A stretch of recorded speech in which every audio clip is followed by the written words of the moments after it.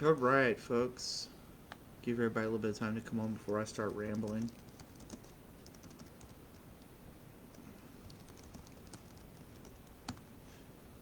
Yay, it's alive!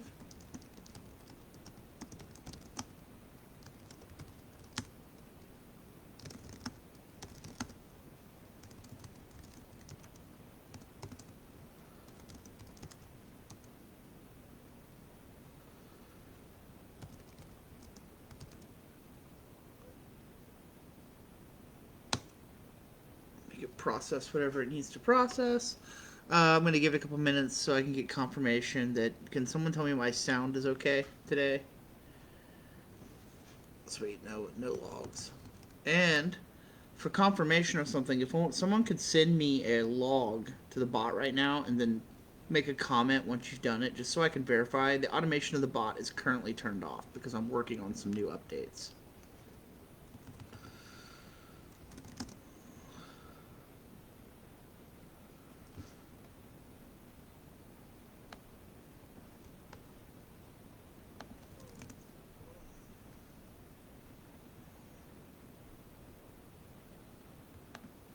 Alright, so I'm going to go ahead and get started as soon as 10:05 hits. I always like to wait 5 minutes.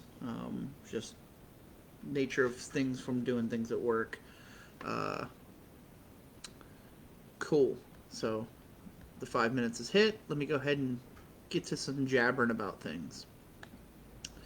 So today I just wanted to talk about a couple concepts, ideas, thoughts, and things that have been going through my head recently based on some tuning projects and some observations. And hoping I can easily, I should have done this ahead of time, but I didn't do it. Hopefully find one of them. But I'm going to start with talking a little bit about some E85 stuff, some tuning observations with the E85, and some observations about the high pressure fuel pumps on these cars.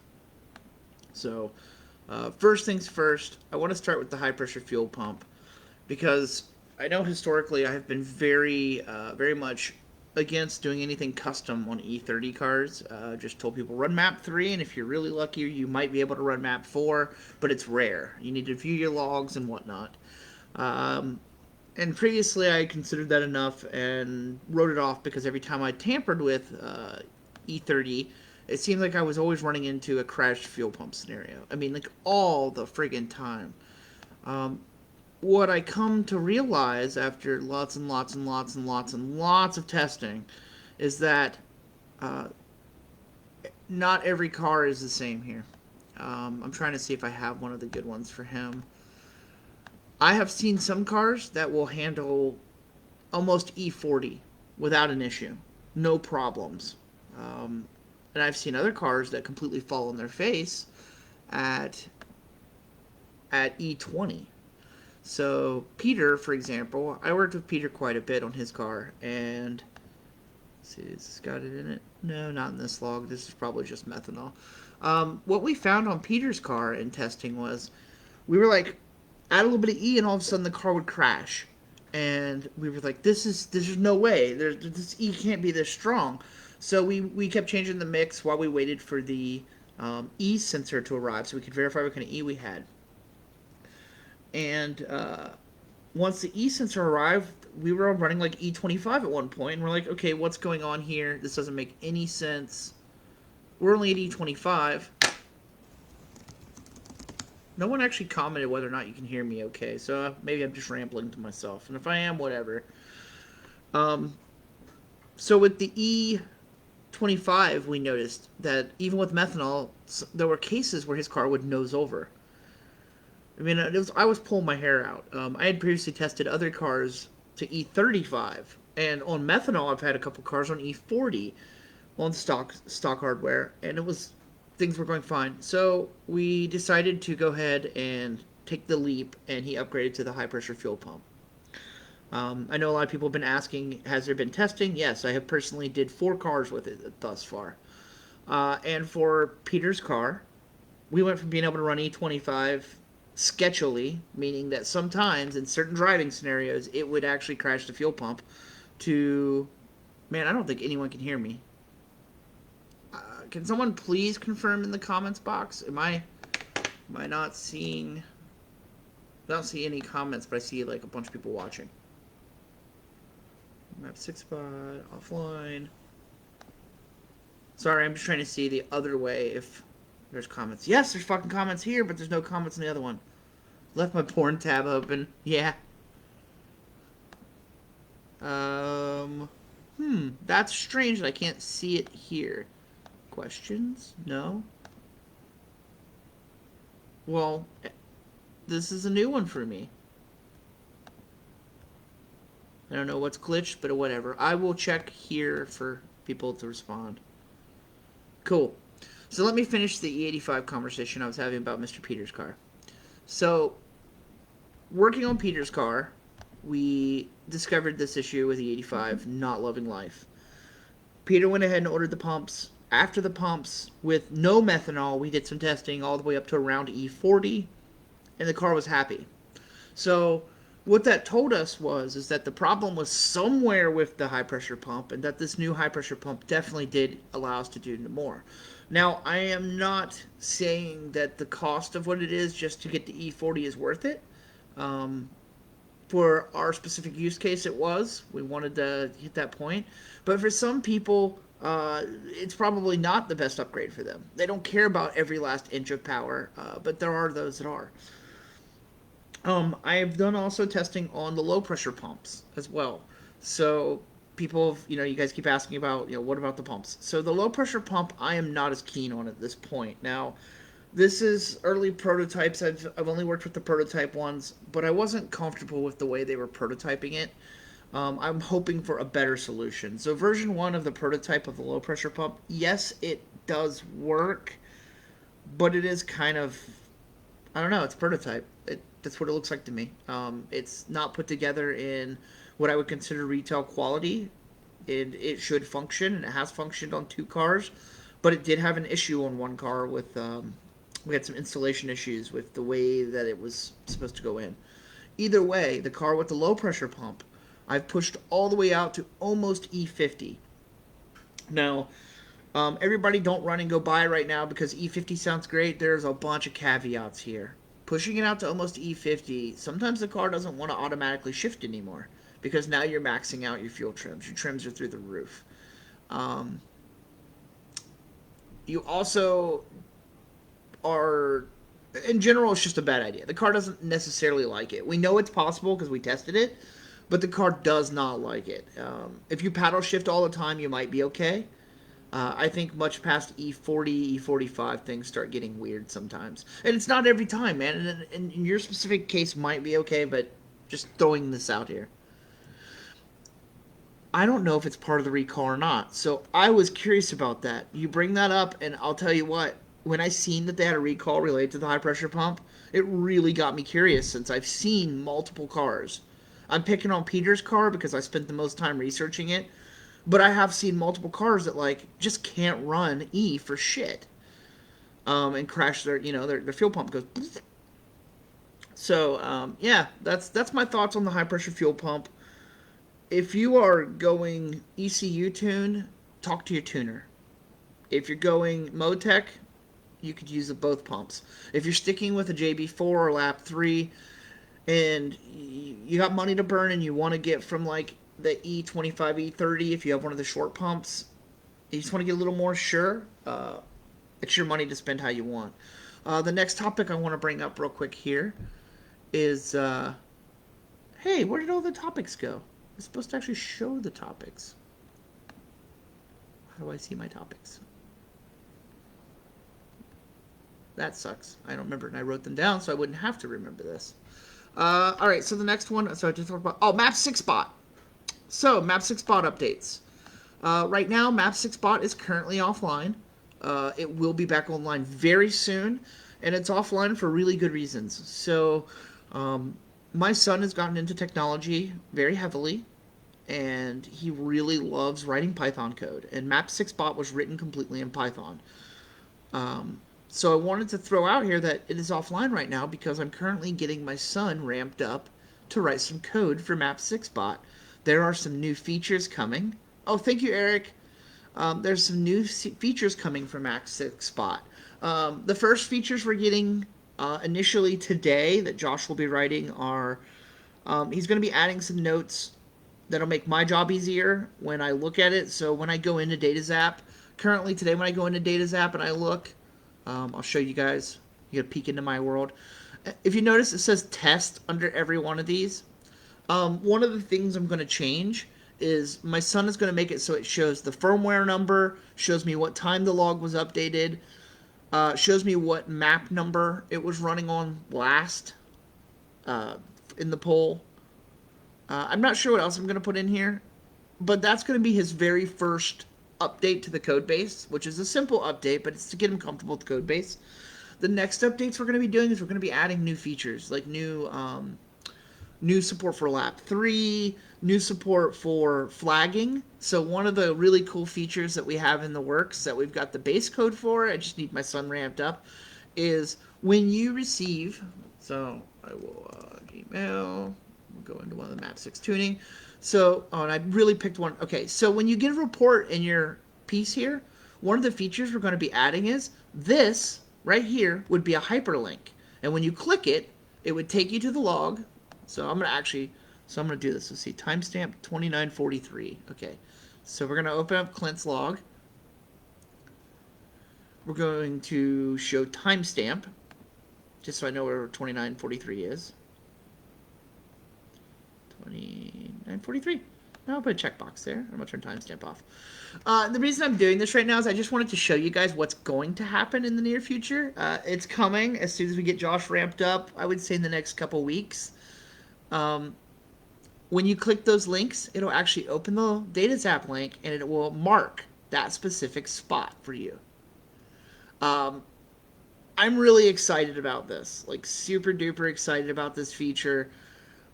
Really looking forward to releasing it. It's going to take a little bit of time because we got to write the code for it, but we got the code for marking it on the hyperlink figured out. So yeah, very, very big news, big feature coming. I think it'll be great because now you'll be able to click individual things in the report and go directly to the report and see the actual section where the problem is highlighted. So that's coming. And I'm also going to be taking requests. And just so you guys don't think my son's working his little tail off for nothing, we have a deal for each new feature he writes. He will be actually receiving allowance points for buying technology and education-related expenses for himself. So if he wants to buy his own Raspberry Pi to do a project or something, he'll get it from doing this. Josh is 12 years old. Yeah, this is for the Stinger, Daniel Taylor. What you do is I run a bot that you send logs to, and it processes the logs and sends you a report like this. And in the report, it tells you various things.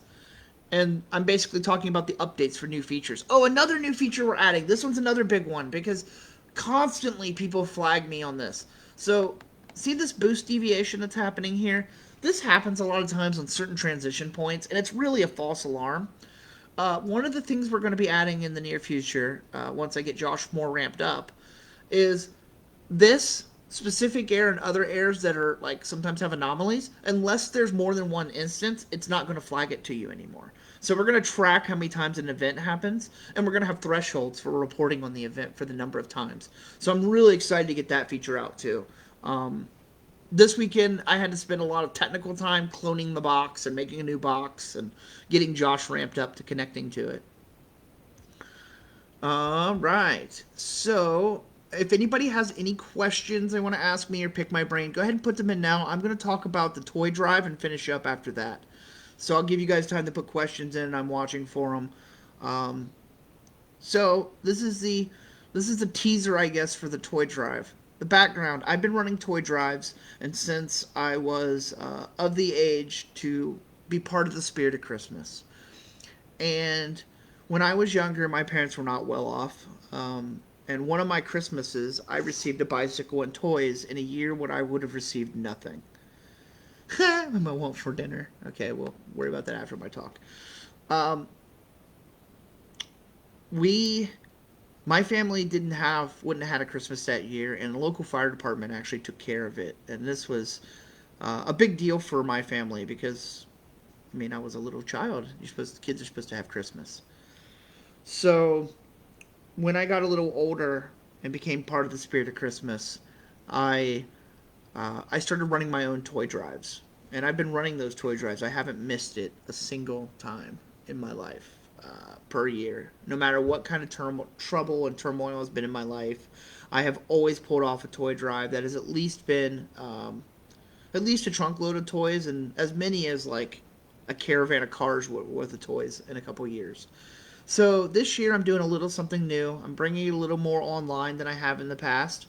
And to bring it online, part of the kickoff is uh, I'll be announcing the official date with Cato. We're working on this. We're talking to all the vendors of our community to try and get people involved. We've already got some feedback from a few vendors.